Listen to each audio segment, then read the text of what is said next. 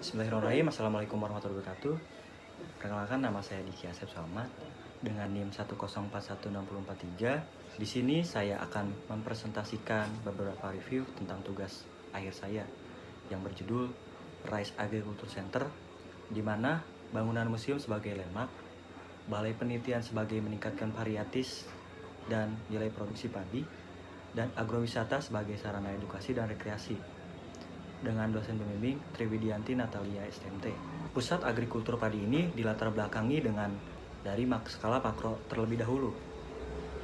Padi merupakan makanan pokok bagi warga Indonesia dan mempunyai nilai historis yang tinggi, di mana per tahun menurut data Kementerian Pertanian mempunyai nilai produksi padi per tahun 5,15 ton. Menurut sejarahnya, pada tahun 1984 Indonesia pernah meraih penghargaan dari PBB tentang negara swasembada beras pada tahun 1984,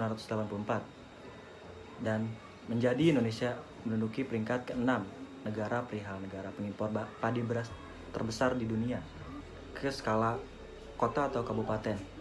Nah, di sini saya memilih Kabupaten Karawang. Kenapa?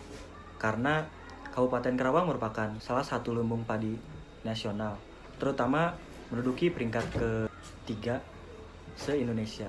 Menurut Badan Statistika Kabupaten Karawang, lahan yang digunakan dari Kabupaten Karawang mayoritas digunakan oleh lahan pertanian dengan sebesar nilai 54,85% digunakan untuk lahan pertanian tersebut.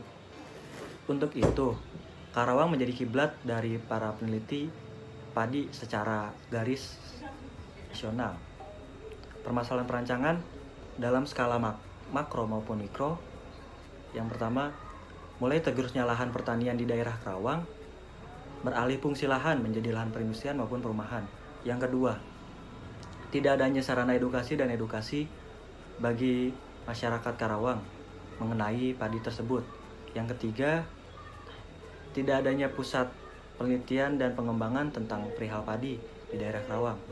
Untuk itu, maksud dan tujuan dari perancangan ini adalah maksud merancang pusat agrikultur padi ini yaitu bagaimana adanya terintegrasinya masyarakat dengan lingkungan dengan maksud mengedukasi dan sarana rekreasi, meningkatkan nilai dan varietas padi daerah, serta menjadikan landmark yang ikonik bagi daerah Karawang itu sendiri.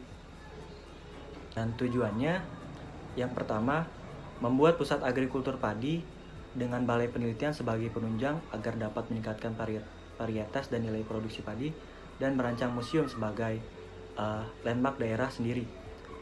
Yang kedua, membuat agrowisata yang bertujuan sebagai sarana rekreasi yang dapat meningkatkan edukasi masyarakatnya itu sendiri mengenai padi.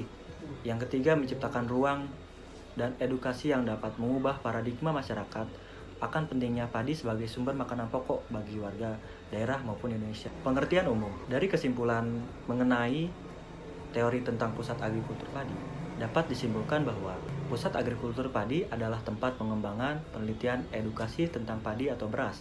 Berdasarkan dari fokus permasalahan yang telah ditentukan sebelumnya, pada isu kawasan daerah yang ingin menjadikan padi sebagai ikon daerah, akan tetapi dalam kenyataannya isu pembangunan kawasan yang cukup pesat menjadikan kawasan pertanian berubah alih fungsi itu sendiri. Untuk itu, membuat pusat agrikultur padi diharapkan menjadi pusat wadah edukasi dan ilmu pengetahuan tentang padi, serta mengubah paradigma masyarakat tentang pentingnya padi dan menjadikan pusat agrikultur padi sebagai ikon dan wajah baru daerah.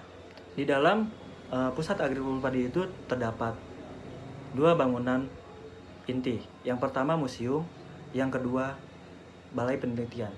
Museum adalah sebuah lembaga yang bersifat tetap, tidak mencari keuntungan melayani masyarakat dan perkembangannya, terbuka untuk umum yang memperoleh, merawat, menghubungkan, dan memamerkan untuk tujuan studi, pendidikan, kesenangan, barang pembuktian manusia dan lingkungannya menurut ICOM 1947.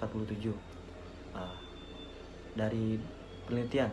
Penelitian adalah suatu kegiatan didasarkan pada objek pembahasan tertentu, kajian yang berlatar belakang keilmuan dari objek tersebut, penggunaan fakta sebagai dasar kajian, pengguna metode ataupun teknik-teknik tertentu terdapat hasil mempunyai dasar terkait dari tersebut dan hasil kesimpulannya. Dan sebagai pusat adalah tempat, maka arti pusat penelitian atau balai penelitian adalah suatu bangunan yang berfungsi sebagai pusat penelitian, pembudidayaan, dan pengembangan balai penelitian tersebut. Dari deskripsi proyek dan konteks lokasi. Konteks lokasi berada di Kabupaten Karawang, tepatnya di Rengas Dengklok. Kenapa memilih Rengas Dengklok? Dikarenakan dalam RT RW Kabupaten Karawang dari 2013 sampai 2031 sudah dijelaskan bahwasannya akan dibangun pusat pengembangan dan penelitian di daerah tersebut. Dalam konteks mikro, di sini saya memilih Desa Amansari, Kecamatan Rengas Dengklok, Kabupaten Karawang, Jawa Barat. Kenapa memilih daerah tersebut? Dikarenakan yang pertama, dari pusat penelitian padi dibutuhkan daerah rawa, daerah yang irigasi, serta daerah yang memiliki curah hujan yang rendah. Di daerah tersebut sudah memiliki kriteria tersebut. Yang pertama, daerah tersebut merupakan daerah dekat dengan rawa, dekat dengan irigasi. Dalam konteks lokasi berada di Jalan Intri, Amansari, Kecamatan Rengas Dengklok, Kabupaten Karawang, Jawa Barat. Dengan memiliki KDB 45%, KLB 10%, dan KDH 25%. Dengan tinggi bangunan maksimal 5 lantai. Dengan konteks lokasi, lahan yang akan digarap menjadi pusat penelitian memiliki luasan 34.000 meter persegi atau 3,4 hektar. Kebutuhan ruang. Di sini saya membagi zona-zona agar memudahkan dalam perancangan. Yang pertama, zona museum, zona penelitian, zona rekreasi dan edukasi, serta zona penunjang. Zona museum terdiri dari zona penerima, zona kantor, zona pameran, dan zona penunjang. Zona penelitian, di sini saya membagi zona kantor, zona laboratorium, zona penelitian, dan zona penunjang. Untuk zona rekreasi dan edukasi, di sini saya membagi zona-zona dari hal tersebut.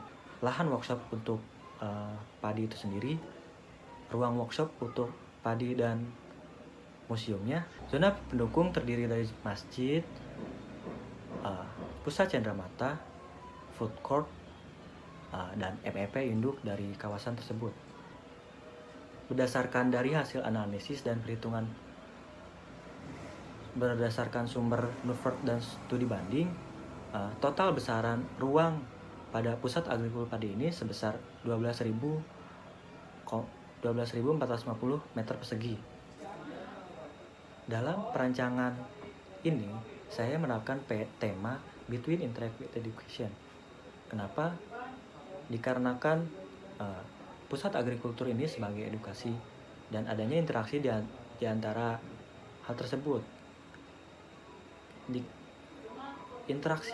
Interaksi manusia pada umumnya memiliki interaksi melalui 5 panca indera. Yang pertama, indera penglihatan, sentuhan, pendengaran, penciuman, dan perasa. Menurut sebuah penelitian oleh Marpaus tahun 2018, bahwasanya media pembelajaran anak atau orang dengan menerapkan 5 indera pada manusia dapat lebih meningkatkan kualitas pembelajarannya secara signifikan, sehingga sensor-sensorik dan motorik dapat terintegrasi secara benar. Dengan kata lain, dengan metode pembelajaran seperti ini dapat meningkatkan kecerdasan seseorang secara signifikan. Untuk itu, pada perencanaan ini, pengunjung dapat berinteraksi antar fungsi bangunan dengan elemen landscape untuk menerapkan Between Interact with Education. Pada perancangan ini, pengunjung dapat berinteraksi antar fungsi bangunan dan elemen landscape. Untuk itu, dengan mengangkat tema Between Interact with Education, diharapkan bangunan dapat menjadi perantara hal tersebut. Between Interact with Education dalam bahasa Indonesia artinya di antara interaksi dengan edukasi.